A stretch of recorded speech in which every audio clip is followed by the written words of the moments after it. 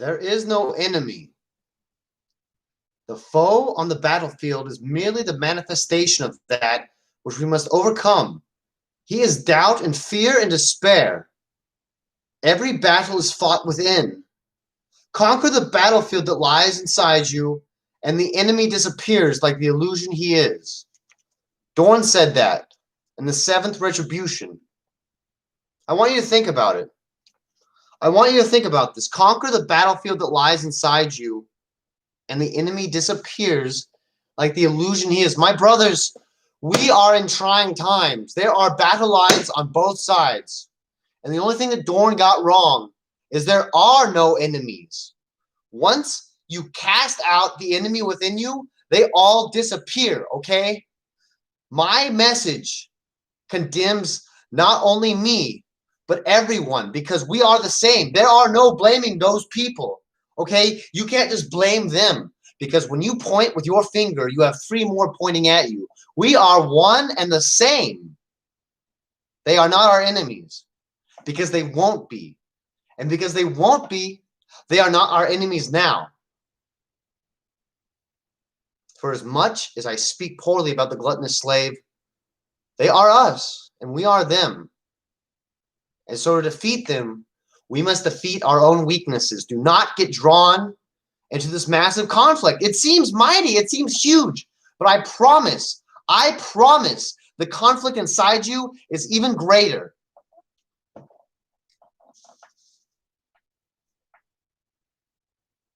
There are those that would sell us utopia. I've seen them on the left. I've seen them on the right. They are but iconoclasts. They will sell you their own version of utopia. You see, heaven for the cat is hell for the mouse. They are selling you their version of heaven, which will be your version of hell. Everyone has their own kind of heaven waiting for them. No two people go to the same heaven. You can lead someone there, but it'll be different. You have to accept that. We are all on our own path. You can't bring anyone with you, but you can help them along their own journey.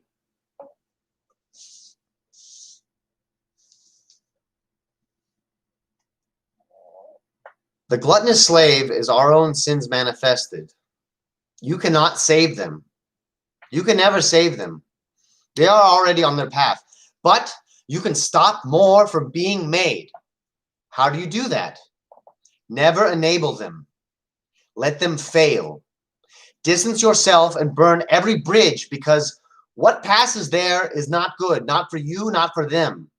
You might think you're helping them, but you hurt them. Let us speak of Darth Kreia, who shows that giving money to the pauper will only lead to that pauper's demise. You have to leave them to their own. And they will find their way, or they won't. But it's not up to you.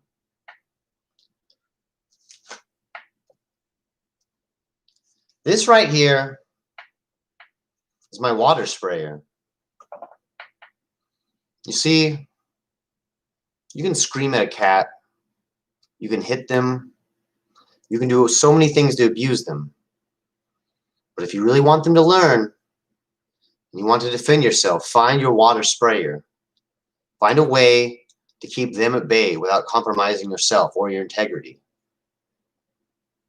The true mark of a man is measured not by what they do when they are at their highest, but in the quiet moments, when they are at the lowest, when the entire world turns against them. Hannibal Lecter said, if you want to know a man, hold him over a volcano. And this is true. This is true to any individual it's upheld to, because they are facing adversity. All these soy boys, all these ones that live in privilege and never work for themselves, they don't matter, but your struggles do. Your struggles do. So when you face the real shit, remind yourself that you are facing adversity, and it is a blessing. It gives you a chance to test yourself. I have listened to my own advice. I have screwed up horribly. But my luck held. Maybe it was luck. Maybe luck can only get so poor. I don't know. But I learned a lesson, my friends, and I hope you have since our last passage. I want you to learn from the iconoclasts, those that would send you on either side of the aisle and condemn you to all those on the other side. I challenge you not to be an extremist,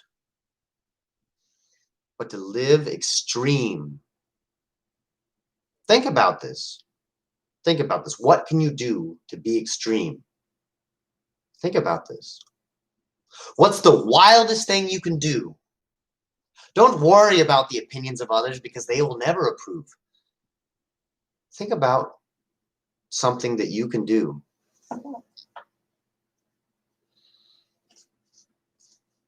I wish to cast out my doubt and my flaws. And once I defeat my flaws and cast out all the gluttonous slaves, myself and all others, I will be as Icarus. Icarus is blessed to fly. He has been given the gift of wings. But the higher he goes, the sharper he falls. Icarus must learn not to fly across the entire sea, but to hop. To make his voyage a series of voyages manageable. To get to the other side. Icarus is blessed and cursed at the same time. Icarus' story is my story.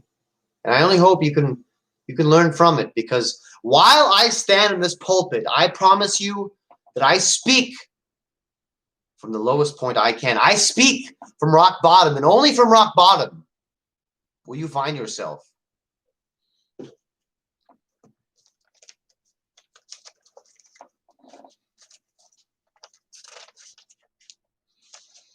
A prophet, a hermit who had lived for the better part of a century in the wooded hills 1,000 kilometers northwest of Kazil, emerged from his cave as morning broke. Streams of people were making their way across the trackless wilderness. Through this bleak landscape, where the temperate belt across the middle of the continent met the chill Arctic climate and gave way to the coniferous forests, then tundra, then snowy wastes, they had traveled from the towns and cities that owe their ancient allegiances to Kazil. They knew that the Imperium was killing everything in Kazil, and in Rebka, across the sea. They knew they would be next, so they had gathered everything they could carry and left their homes. In ages past, their people had fled to hidden settlements in the north, nomadic towns that could move on horseback as the seasons and enemy attacks required. So they made their way there now, and the hundreds of thousands, then their millions, and ragged caravans trudging into regions where winter never lost its grip. The hermit found one such caravan, 300 men, women, and children trundling along in the few vehicles that still had fuel, while the stronger ones were on foot. "My brothers and sisters," he cried, "my sons and my daughters, it pains me to see such misery on your faces. Ah, it was to escape such sorrow that I made my cave, this cave, my home.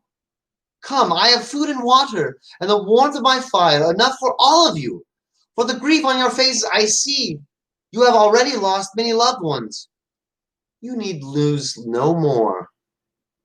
Come, share in what little I have." The prophet was happy to see them file into his cave, gratefulness in their eyes. They had not seen a friendly face since they had abandoned their homes, and they had known nothing but misery since. What made the prophet particularly happy was that a serpent had come to him 2 years before. A mighty crimson snake with scales that shone and which sang in a beautiful voice about the gods who dwelt beyond the veil.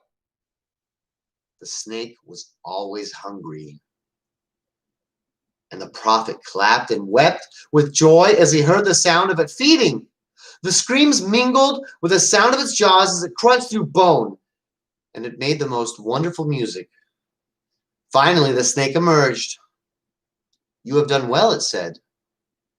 When I was brought to this world, I feared I would perish. Now I am strong. Now I can fulfill the purpose to which I am bound. War is coming and I must fight.